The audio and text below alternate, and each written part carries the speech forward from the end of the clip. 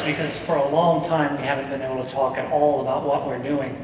And even from the tech side, we've done a couple of tech demos at E3, but we're always kind of skirting around the Rage issue. We're really proud that we actually have it running at a really good frame rate on all 4 platforms, and that's the Mac, the PC, the PS3, and the Xbox 360. I'm going to show a couple of things with the texturing here on the PC version I can break in. And again, this is actually one of our environments from Rage. So it's not like a typical tech demo where we're just showing you something cool. I can actually, get in here, switch it from the AI, take over, start driving, knock that guy around. And at any time, I can actually switch back and let the AI take control here.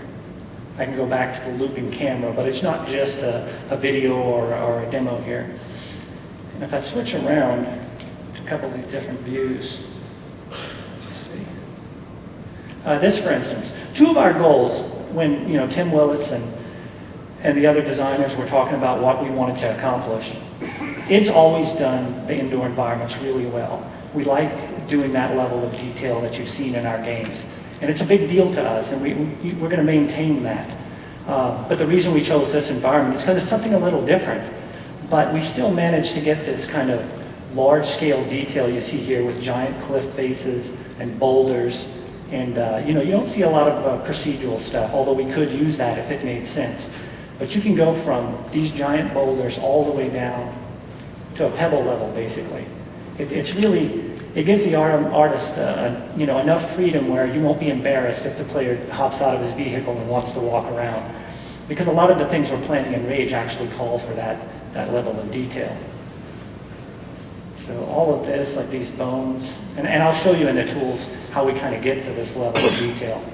And again, here you can see a lot of large-scale detail, giant boulders, stuff you would expect in a modern racing game when you're zooming by. But the thing you wouldn't expect is you can actually get out and go right down to the pebble level again.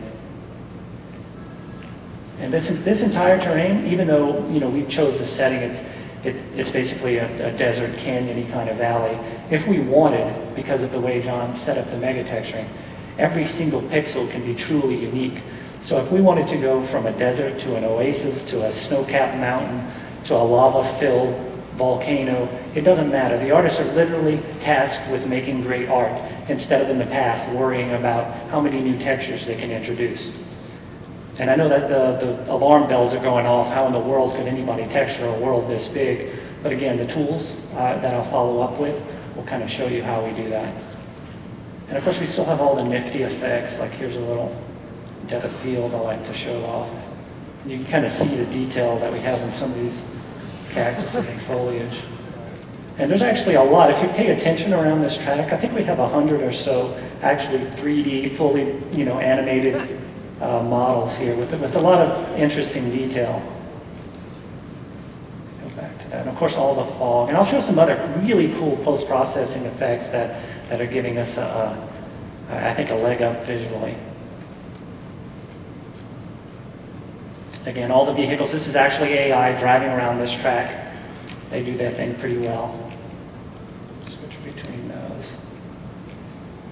Okay, now here I am. And again, I'm popping around here for the sake of the demo, but the player can just drive a car and get out anywhere and explore the world, basically. And I think that's the biggest thing that's driving us right now, is just that ability to have the vehicle kind of be your avatar, and then you're able to drive anywhere, see something off in the distance that looks kind of cool, drive up, get out the car, and then walk around, and still have these kind of extremely detailed indoor environments.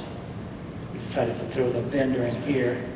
And if you see, if I zoom in really close here, you can see it's what you would expect out of an id game. All the detail that we would normally have with our characters. We're not getting rid of that. We're not totally, departing from what we normally do. We're just adding on top a lot of different, cool elements. The one thing this game will never do is get stale. I guarantee that.